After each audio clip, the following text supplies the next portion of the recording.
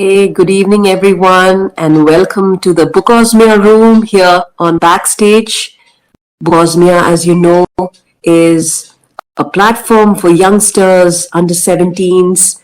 And we love our stories. But there are some stories that are as appealing to adults as to kids and need to be told in more languages than one.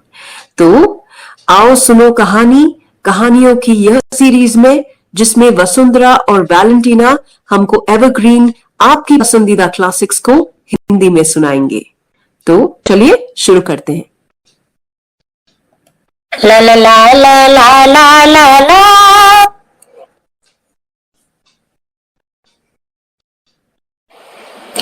आज मैं आपको उत्तराखंड की लोक कथाओं नामक किताब से एक कहानी सुनाऊंगी। इस किताब में कहानियों को संकलित किया है डॉक्टर गोविंद चातक ने। तो आओ सुनो कहानी उधार की अक्ल। एक गांव में दिनको नाम का एक मूर्ख रहता था। अब आप सोच रहे होंगे कि मूर्ख मूर्ख क्या और कैसे है? भाई दिनको इसलिए मूर्ख नहीं था क्योंकि उसके दिमाग नहीं था, उसकी बुद्धि नहीं थी, पर वो इसलिए मूर्ख था क्योंकि बचपन से लेकर बड़े होने तक उसने कभी भी अपनी आंखें लगाना जरूरी ही नहीं समझा। उसको जो भी कह दो वो वही ठीक समझकर कर देता था। बचपन में दरअसल उससे कई लोग बहुत अच्छा भी मानते थे क्योंकि वो बचपन से लेकर बड़े तक यही कहते रहो, भाई दिनको ये कर दो, दिनको बोले अच्छा जी, अरे भाई दिनको ऐसा है, दिनको बोले अच्छा जी। अब जब दिनको बड़े हो गए तो दिनको के यार दोस्त उनका मजाक उड़ाने लगे।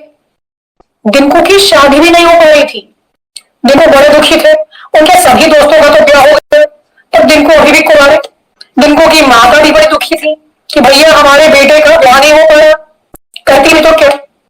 खैर जैसे तैसे दिनको जी का ब्याह हुआ। अब जब दिनको की दुल्हन आई तो दिनको दुल्हन में भी अजीब अजीब बातें करे। दुल्हन से पूछते रहे सवाल और दुल्हन बोले क्या करना चाहिए तो जवाब ही ना दे पाए। बोले तुम बताओ। जहां जहां दुल्हन जाए दिनको वही वही उसके पीछे जाए।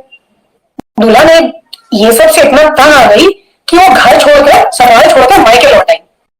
अब दिनको और उनकी अम्मा जी ने बड़ी कोशिश करी मगर दुल्हन ने वापस आने का नाम नहीं लिया क्योंकि दिनको को तो अकल लगाने की आदत थी नहीं। तो एक दिन उनकी अम्मा जी ने उनके दिमाग में एक बात डाली। बोला भाई दिनको तुम ही अपने ससुराल जाकर दुल्हन को घर ले आओ। तो दिनको जी फौरन ये बात मान गए। अब अम्मा जी ने अपना पूरा कर्तव्य निभाया। दिनको को लिखा पढ़ाकर सही सब समझा बुझाकर भेजा कि भाई ससुराल जाकर किससे क्या बोलना है, सास को क्या कराना है और दुल्हन को क्या समझाना है।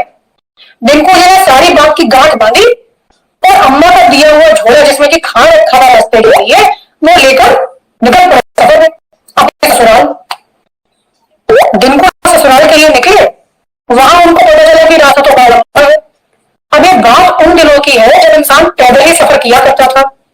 सुबह से शाम हो जाती तब जाकर दिनको कहीं ससुराल पहुंचता। अब दिनको बस घर से निकला ही था और चला ही था कि उसको लगा ये तो बड़ा मजा नहीं आ रहा है, ये कैसा सफर है, अकेला चल रहा हूं झोला टांगे चुपचाप, क्या करूं समझ नहीं आ रहा है। समझ आता भी कैसे? अरे कभी आंखें लगाई होती, कुछ देखा भाला होता, सूझा बूझा होता तो समझता। पर दिनको की इस मुश्किल का तुरंत हल सामने से आते एक पथिक ने किया, यानी कि एक राहगीर ने किया। वो इंसान हाथ झुलाते बसे में सीटी बजाते चला आ रहा था। दिनको ने उसे देखा वो बड़ा खुश हुआ। उसको लगा कितना मजा आ रहा है इसको चलते हुए। हो ना हो सफर करने का यही सबसे अच्छा तरीका है। फिर क्या था, हमारा दिनको भी झोला लटकाए हाथ झुलाते सीटी बजाते आगे बढ़ते रहा। दिनको को मजा आने लगा। दिनको सीटी बजाता हाथ झुलाते चला जा रहा था कि पास में ही झाड़ी में एक शिकारी ने चिड़िया पकड़ने का जाल बिछाया था। शिकारी के जाल में चिड़िया आकर फंसने वाली थी कि दिनको जी वहां से सीटी बजाते हाथ झुलाते निकले। दिनको की सीटी सुनते ही सारी चिड़िया फुर्र से हो गई। अब जब शिकारी ने दिनको की सीटी सुनी तो वो बाहर निकला झाड़ी के पीछे से और उसने उसने दिनको को बुलाया, पकड़ा और 2 थप्पड़ लगाए। दिनको हक्का बक्का, उसको समझ नहीं आया कि ये हो क्या है उसके साथ, ये कैसा हादसा है। जब उसको होश थोड़ा आया, ठिकाने लगी उसकी अकल, तो उसने शिकारी से पूछा भाई तुमने हमको क्यों मारा? अरे हम तो हाथ झुलाते सीटी बजाते अपने रास्ते जा रहे थे।